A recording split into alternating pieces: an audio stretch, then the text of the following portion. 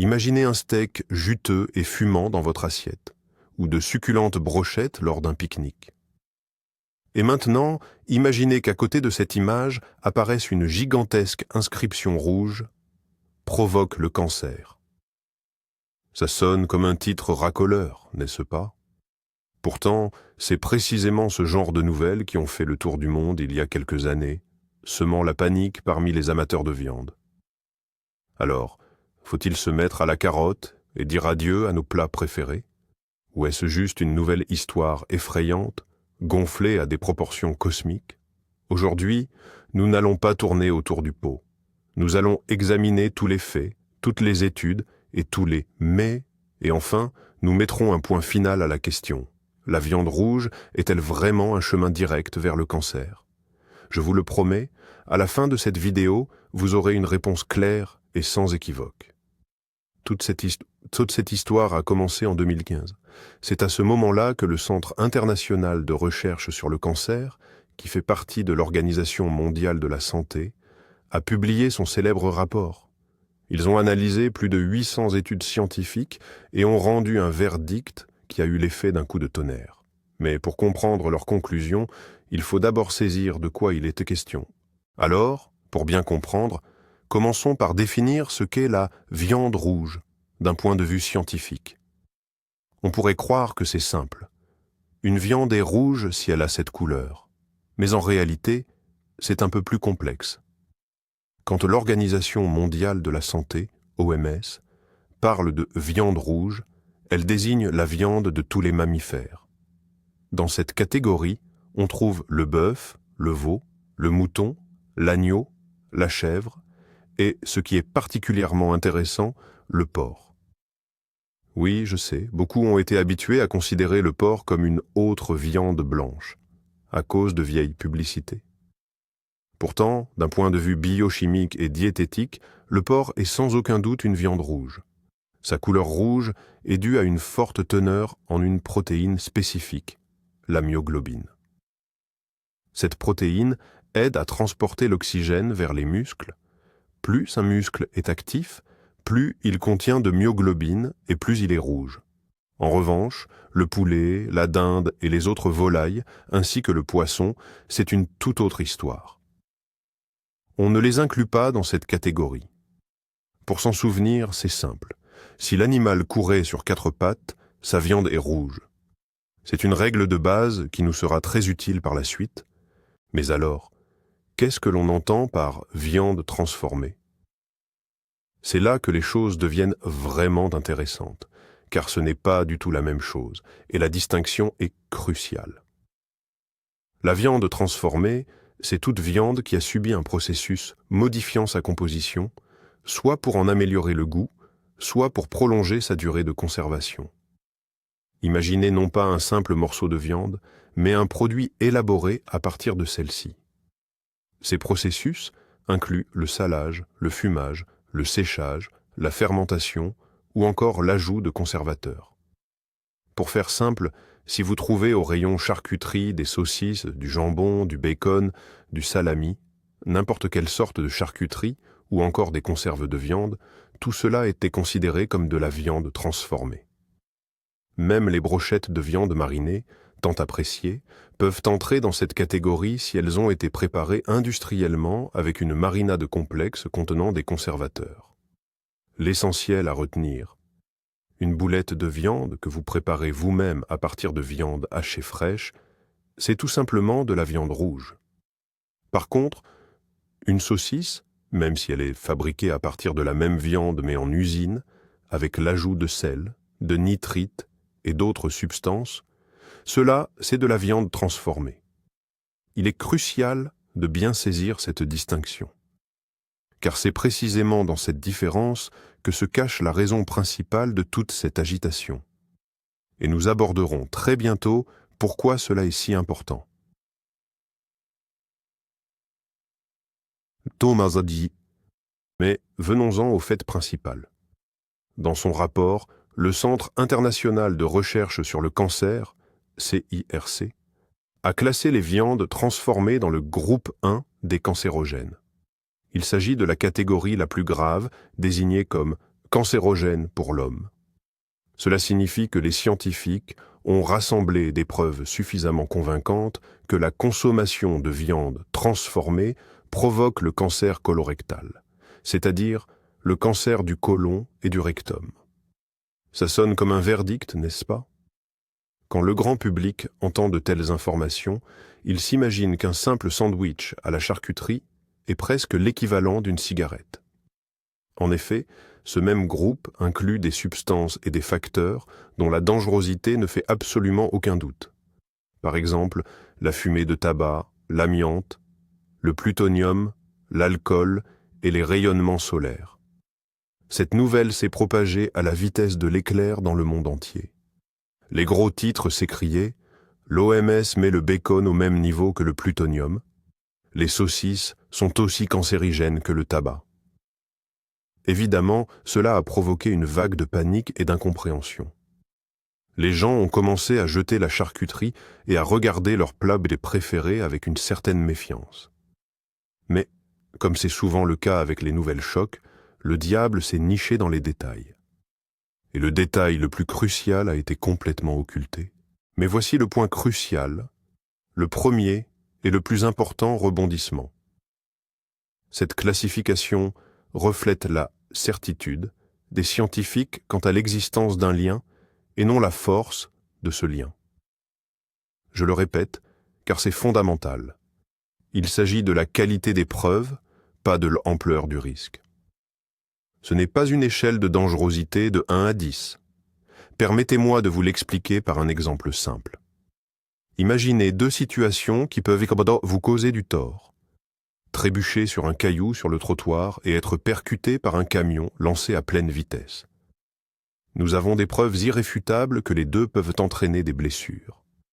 Dans notre classification hypothétique des dangers, le caillou et le camion tomberaient donc tous deux dans le groupe 1, risque avéré de blessure. Mais avouez que la gravité de ces blessures et la probabilité même de l'événement sont absolument incomparables. Il en va de même ici. Les scientifiques, ils sont certains qu'il existe un lien entre la viande transformée et le cancer. Mais cela ne signifie absolument pas que ce lien est aussi puissant que celui entre le tabagisme et le cancer. Pour le dire simplement, le risque existe, mais il est loin d'être aussi gigantesque que celui lié au tabac.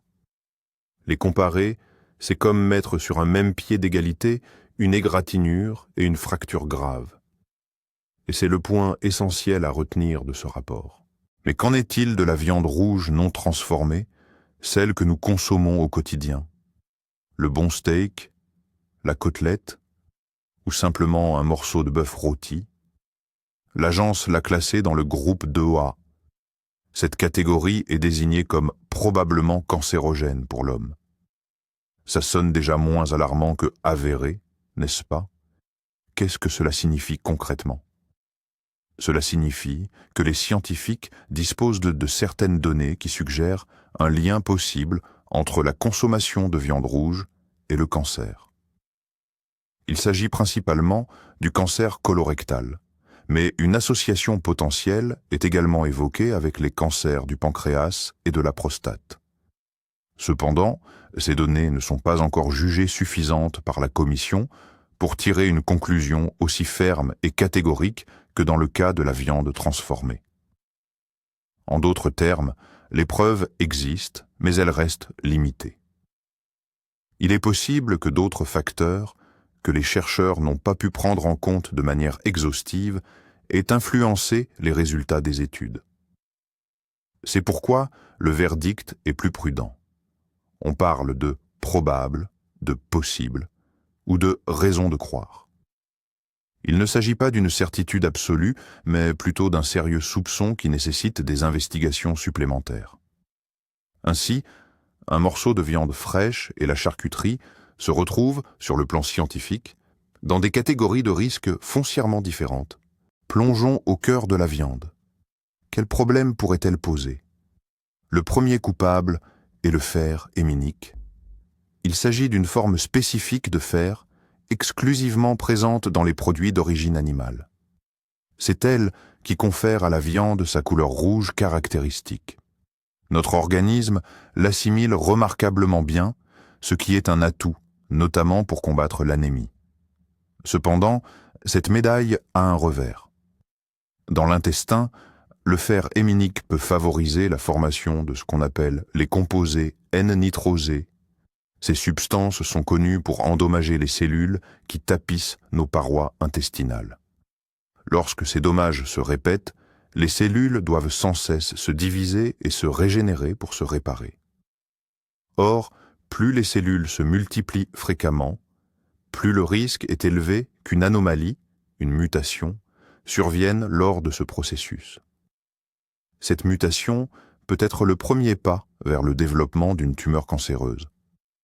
Ainsi, l'élément même qui fait de la viande une source précieuse de fer peut, sous certaines conditions dans notre corps, déclencher des réactions chimiques loin d'être anodines.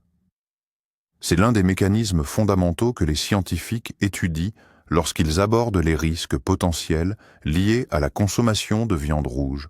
Passons maintenant au deuxième suspect de notre enquête, les nitrites et les nitrates. Ces noms, vous les avez sûrement déjà vus sur les étiquettes de charcuterie. Ces substances ne sont pas ajoutées tchibish à la viande transformée sans une bonne raison. Elles remplissent en effet plusieurs fonctions essentielles. Premièrement, elles agissent comme des conservateurs, inhibant la croissance de bactéries dangereuses, notamment celles responsables du botulisme.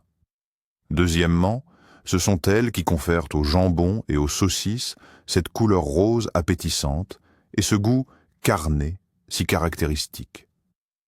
Sans nitrite de sodium, la charcuterie cuite, comme le jambon ou les saucisses, serait grisâtre et bien moins appétissante.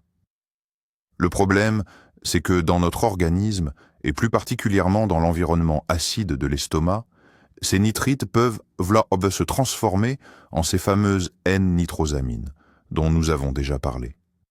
Ce processus est par ailleurs considérablement amplifié lorsque la viande est soumise à une forte chaleur. Ainsi, lorsque nous faisons griller du bacon ou des saucisses, nous obtenons certes un plat savoureux, mais nous générons également des substances cancérogènes supplémentaires directement dans notre assiette. On voit donc bien comment un composant ajouté, initialement pour la sécurité sanitaire et l'attractivité du produit, peut devenir la principale source de son danger potentiel. C'est précisément pour cette raison que les viandes transformées ont été classées dans le groupe le plus strict des cancérogènes. Elles contiennent déjà les précurseurs de substances nocives. Le troisième danger, lui, surgit au moment de la cuisson. Vous aimez ce steak avec sa croûte croustillante et bien dorée? Malheureusement, c'est précisément là que réside le danger. Lorsque nous cuisons la viande à très haute température, par exemple, en la faisant griller à la poêle ou rôtir au four jusqu'à obtenir une belle coloration, les acides aminés, la créatine et les sucres qu'elle contient entrent en réaction. Ce processus génère des composés chimiques appelés amines hétérocycliques, ou AHC en abrégé. Les études ont démontré que ces substances possèdent des propriétés mutagènes, c'est-à-dire qu'elles sont capables d'altérer l'ADN des cellules. Or, comme chacun sait, c'est une porte ouverte vers un risque accru de développer des cancers. Plus la température de cuisson est élevée, et plus la viande y est exposée longtemps, plus la quantité de ces composés nocifs est importante. Ainsi, un steak well done, c'est-à-dire bien cuit, avec cette croûte sombre, presque carbonisée, contiendra bien plus d'amines hétérocycliques qu'un steak saignant ou une viande cuite à la vapeur ou bouillie. C'est un véritable paradoxe. En cherchant à rendre un plat plus appétissant visuellement, nous risquons d'augmenter involontairement sa nocivité potentielle. Ce point est crucial, car il ne concerne pas seulement la viande rouge, mais aussi la volaille et le poisson cuit de la même manière. Si vous cuisinez sur le grill ou au barbecue, un autre invité indésirable vient s'ajouter aux amines hétérocycliques. Il s'agit des hydrocarbures aromatiques polycycliques, ou AJAP. Le nom peut sembler complexe, mais leur processus de formation vous est en fait très familier. Lorsque la graisse de la viande tombe sur les braises ardentes ou directement dans les flammes, elle se met à fumer. Cette fumée parfumée, que nous aimons tant lors de nos grillades, contient justement ces HAP. La fumée enveloppe la viande et les substances nocives se déposent à sa surface. De plus, les HAP peuvent également se former directement sur la viande elle-même, là où elle entre en contact avec le feu et commence à carboniser. Ces substances sont aussi des cancérogènes reconnus. On les retrouve, par exemple, dans la fumée de tabac et les gaz d'échappement des voitures. Ainsi, la cuisson à feu ouvert représente un double risque. On y trouve à la fois les amines hétérocycliques, générées par la haute température, et les hydrocarbures polycycliques issus de la fumée et du contact direct avec la flamme. Cela ne veut pas dire qu'il faut renoncer définitivement aux grillades, mais cela explique pourquoi les scientifiques recommandent vivement d'éviter les parties carbonisées ou noircies de la viande et de ne pas abuser des plats préparés de cette manière. D'accord, la chimie, c'est une chose. Mais parlons chiffres. De combien le risque augmente-t-il vraiment? Car c'est bien cela qui nous préoccupe tous, et les chiffres sont assez précis.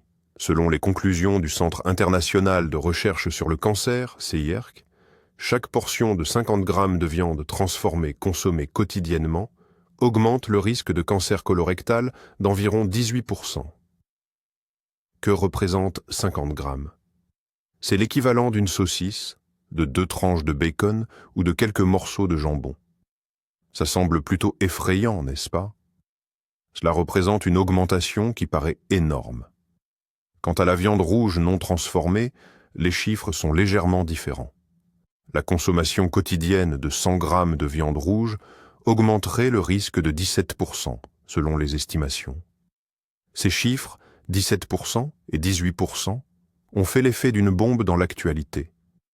Ils semblent très impressionnants et nous poussent à reconsidérer sérieusement notre alimentation. Mais avant de paniquer et de vider nos frigos de toute viande, il est essentiel de comprendre ce qui se cache réellement derrière ces pourcentages. Et c'est là que réside une nuance très importante. Le concept clé ici est le risque relatif et non absolu. La différence entre les deux est colossale. Expliquons cela. Le risque absolu de développer un cancer colorectal au cours de la vie pour une personne moyenne est d'environ 5%. Autrement dit, 5 personnes sur 100 en seront atteintes, qu'elles mangent de la viande ou non. Prenons maintenant ces 18% de risque relatifs liés à la viande transformée. Il ne faut pas calculer ces 18% sur 100%, mais sur ces 5% de risque initial. Si nous faisons le calcul, 18% de 5% représente environ 0,9%. Ainsi, la consommation quotidienne de 50 grammes de viande transformée augmente votre risque absolu de 5% à 5,9%. Autrement dit, au lieu de 5 personnes sur 100, ce sont désormais presque 6 personnes sur 100 qui en seront atteintes. Oui, le risque a augmenté, c'est un fait. Mais avouons-le, le tableau ne semble plus aussi apocalyptique. Une augmentation de 5 à 6 chances sur 100 n'est pas équivalente à une maladie garantie. Comprendre la différence entre risque relatif et risque absolu change complètement la perception du problème et aide à éviter une panique injustifiée. Mais il y a aussi un autre problème. La plupart des études sur le sujet sont de nature observationnelle. Qu'est-ce que cela signifie concrètement? Les chercheurs sélectionnent un vaste groupe de personnes, leur demandent de remplir des questionnaires sur leur alimentation, puis suivent leur état de santé pendant de nombreuses années. Par la suite, ils analysent s'il existe un lien entre la consommation de certains aliments et le développement de maladies. Cela semble logique, n'est-ce pas? Mais où est le hic? Ces études ne peuvent pas prouver de relation de cause à effet. Elles ne mettent en évidence qu'une corrélation, c'est-à-dire une simple association. Par exemple, ces recherches révèlent souvent que les personnes qui consomment beaucoup de viande rouge et transformée ont aussi tendance à fumer davantage, à boire plus d'alcool, à manger moins de fruits et légumes, et, de manière générale, à adopter un mode de vie moins sain. Et c'est là que se pose la question cruciale. Qu'est-ce qui a réellement causé la maladie? Est-ce ce morceau de charcuterie en trop? La cigarette fumée après le repas? Ou peut-être l'absence de fibres dans le régime alimentaire? Dans de telles conditions, il est quasiment impossible de démêler l'influence d'un facteur de celle d'un autre. Les scientifiques tentent bien d'ajuster leurs analyses pour ces variables, mais il est impossible d'en exclure totalement l'influence. C'est un peu comme essayer de comprendre pourquoi une voiture roule lentement. Est-ce à cause d'un pneu dégonflé ou parce que le conducteur appuie sur la pédale de frein? La qualité de la viande a-t-elle vraiment de l'importance? Absolument. Prenons l'exemple de 2 vaches pour bien comprendre. L'une a passé toute sa vie à brouter dans de verts pâturages, se nourrissant d'herbes fraîches et se dépensant librement. L'autre, elle, est restée confinée en stabulation, nourrie exclusivement de compléments à base de céréales, de soja et de divers additifs conçus pour accélérer sa croissance. Leur viande présentera des différences notables, pas seulement au niveau du goût, mais aussi de sa composition nutritionnelle. La viande d'animaux élevés à l'herbe contient généralement plus d'acides gras oméga 3 bénéfiques, de vitamines A et E, ainsi que d'antioxydants. Le rapport entre les acides gras oméga 6 et oméga 3 y est plus équilibré, ce qui est généralement perçu comme plus bénéfique pour la santé humaine et peut aider à réduire les processus inflammatoires dans l'organisme. En revanche, la viande issue de l'élevage intensif peut, elle, contenir des résidus d'antibiotiques et d'hormones de croissance, si leur utilisation a été nécessaire. Bien que la plupart des grandes études peinent à faire une distinction claire entre ces 2 types de viande, principalement en raison de la complexité de la collecte des données, de nombreux experts en nutrition s'accordent sur un point. La qualité intrinsèque du produit de départ est primordiale. En optant pour de la viande provenant d'animaux élevés dans des conditions plus naturelles, vous réduisez donc potentiellement les risques pour votre santé. Votre contrôle personnel des risques passe par votre mode de cuisson. Nous avons déjà évoqué les substances nocives qui se forment lors de la friture et des grillades. Alors, que faire? Faut-il désormais se contenter de faire bouillir toute la viande? Pas nécessairement. Quelques règles simples peuvent rendre vos plats plus sains et plus sûrs. Premièrement, évitez le contact direct de la viande avec la flamme et veillez à ne pas la faire carboniser. Si une croûte noircie apparaît malgré tout, coupez-la simplement. Deuxièmement, retournez la viande plus fréquemment pendant la cuisson. Cela contribue à réduire la formation d'amines hétérocycliques. Troisièmement, le marinage préalable peut être une aide précieuse. Des études montrent que les marinades à base de vinaigre, de jus de citron, d'herbes et d'épices, comme le romarin ou le curcuma, peuvent significativement diminuer la formation de substances cancérigènes.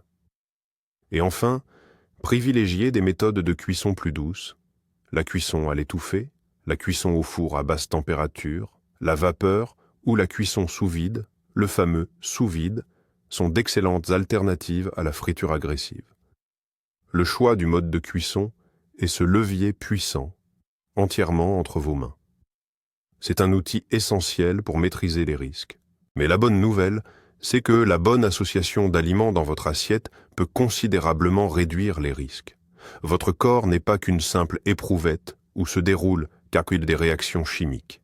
C'est un système complexe, et ce que vous mangez en accompagnement de la viande a une importance capitale. Les alliés clés dans la lutte contre les dommages potentiels sont les légumes, en particulier ceux de la famille des crucifères. Le brocoli, le chou-fleur, les choux de Bruxelles et le chou blanc sont tous riches en composés, qui aident notre organisme à neutraliser et éliminer les substances cancérigènes. Les antioxydants, présents dans les légumes colorés, les fruits et les baies, apportent également leur contribution en protégeant nos cellules des dommages. Imaginez votre déjeuner. C'est une chose d'avoir un steak seul, avec des frites. C'en est une tout autre d'avoir le même steak, mais accompagné d'une grande salade composée de laitue fraîche, de tomates, de poivrons et d'une portion de brocoli vapeur. Dans le second cas, non seulement vous faites le plein de vitamines, mais vous aidez activement votre organisme à faire face aux éventuelles conséquences négatives. Ainsi, la règle Manger de la viande avec des légumes n'est pas un simple conseil de diététicien pour l'équilibre alimentaire.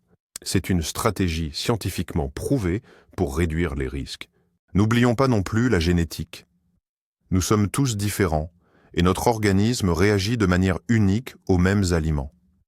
Certains d'entre nous sont plus vulnérables que d'autres. Cela est dû au fonctionnement de nos systèmes enzymatiques qui sont essentiels à la détoxification, assurant la neutralisation et l'élimination des substances nocives de l'organisme. Chez certains, ces systèmes fonctionnent comme une horloge, neutralisant rapidement et efficacement les cancérogènes potentiels issus de la viande grillée. Chez d'autres, ils sont naturellement plus lents ou moins actifs. Une personne dans ce cas, toutes choses égales par ailleurs, accumulera davantage de composés nocifs et le risque sera donc plus élevé pour elle. De plus, il existe des syndromes héréditaires qui augmentent considérablement la prédisposition à certains types de cancers, comme le cancer colorectal. Pour les personnes ayant de tels antécédents génétiques, les recommandations concernant la limitation de la viande rouge seront bien plus strictes. Malheureusement, la plupart d'entre nous ne connaissent pas toutes les subtilités du fonctionnement de leur génome. Cependant, si des cas de cancer ont été recensés dans votre famille, c'est une raison impérieuse d'accorder une attention particulière à votre alimentation. Faisons une comparaison. Le risque lié à la consommation de bacon et celui associé au tabagisme sont-ils vraiment comparables? Nous avons déjà établi qu'il serait incorrect de les comparer directement. Mais pour bien vous faire comprendre l'ampleur de la différence, penchons-nous sur les chiffres du Fonds mondial de recherche contre le cancer, WCRF. Nous savons donc que la consommation excessive de viande transformée augmente le risque de cancer colorectal. Cependant, ce type de cancer ne représente qu'environ 3% de l'ensemble des cancers liés à l'alimentation. Et maintenant, un chiffre important, selon l'Organisation mondiale de la santé, OMS, le tabagisme est à l'origine d'environ 22% de tous les décès par cancer dans le monde. 22%. Il s'agit des cancers du poumon, de la gorge, de la bouche, de l'œsophage, de la vessie et de bien d'autres organes encore. La différence d'échelle est tout simplement colossale. Arrêter de fumer est la mesure la plus efficace que vous puissiez prendre pour réduire considérablement votre risque de développer un cancer. Limiter votre consommation de charcuterie, comme les saucisses, est certes un pas utile, mais son impact sur les statistiques globales est incomparablement plus faible. Mettre ces deux facteurs sur un pied d'égalité est une grave distorsion de la réalité qui détourne l'attention de la menace principale au profit d'une menace secondaire. Alors, quel est le verdict? Des années après la publication de ce rapport retentissant, à quelle conclusion la communauté scientifique est-elle parvenue? Eh bien, cette conclusion s'est avérée mesurée, sereine et dénuée de toute panique. La plupart des organisations de santé faisant autorité dans le monde entier, y compris l'American Cancer Society et le Fonds mondial de recherche contre le cancer, ne préconisent pas un abandon total de la viande rouge. Leurs recommandations peuvent se résumer ainsi. Limitez votre consommation de viande rouge et de charcuterie. Le mot-clé est bien « limiter » et non « éliminer ». Elle conseille de ne pas dépasser 350 à 500 grammes de viande rouge par semaine, ce qui correspond à environ 3 portions de taille moyenne. Quant aux viandes transformées, les charcuteries, il est recommandé d'en consommer le moins souvent possible, voire de les éviter complètement. En d'autres termes, la science ne condamne pas les bons steaks et les grillades. Elle nous invite simplement à la modération. L'accent est passé d'une interdiction totale à une consommation raisonnée. L'idée est que votre alimentation soit principalement basée sur des produits végétaux, légumes, fruits, céréales complètes et légumineuses. La viande devrait alors être un complément, et non la pièce maîtresse quotidienne de votre assiette. C'est une approche équilibrée qui reconnaît à la fois les risques potentiels et la valeur nutritionnelle de la viande, et voici la clé de tout. la plus grande supercherie qui se cachait derrière ces gros titres alarmants. Vous vous souvenez qu'on a classé la viande transformée dans le même groupe que le plutonium et le tabac? C'est vrai. Mais cette classification concerne la certitude du danger et non son ampleur. Imaginez une échelle de dangerosité de 1 à 100. Le tabagisme se situerait autour de 90 sur cette échelle. Et la consommation quotidienne de 50 grammes de bacon, peut-être à 5 ou 6. Pourtant, les scientifiques sont certains à 100% que ni l'un ni l'autre n'est absolument sans danger. C'est ce que signifie groupe 1. Ils sont également certains de l'existence d'un lien, mais la force de ce lien est radicalement différente. Comparer le risque d'une saucisse à celui d'une cigarette, c'est comme comparer une égratignure de chaton à l'attaque d'un tigre, sous prétexte que les deux sont techniquement des blessures d'animal. C'est cette confusion, cet amalgame, qui a semé toute la panique. Alors, qu'est-ce qu'on retient de tout ça? Un lien entre la consommation excessive de viande rouge et surtout de viande transformée, et le risque de développer un cancer existe bel et bien. La science le confirme. Mais ce risque n'est pas aussi colossal qu'on a voulu nous le faire croire. Il est bien inférieur aux risques liés au tabagisme, à l'abus d'alcool ou à l'obésité. Le maître mot, la modération et la conscience. Quelques portions de viande rouge par semaine, préparées de manière saine et accompagnées de nombreux légumes, ne sont pas une sentence. En revanche, les sandwichs quotidiens à la charcuterie et le bacon grillé jusqu'à devenir carbonisé. Là, il y a de quoi s'interroger. Merci d'avoir suivi cette vidéo jusqu'au bout. J'espère que cela a apporté plus de clarté que de peur dans votre esprit. Si vous avez trouvé cette vidéo utile, n'hésitez pas à laisser un pouce bleu et à vous abonner à la chaîne pour ne manquer aucune de nos prochaines analyses sur des sujets importants. Et maintenant, la question pour vous. Quel est votre rapport à la viande rouge? Votre opinion a-t-elle évolué après avoir regardé cette vidéo? Partagez vos réflexions dans les commentaires, on en discute.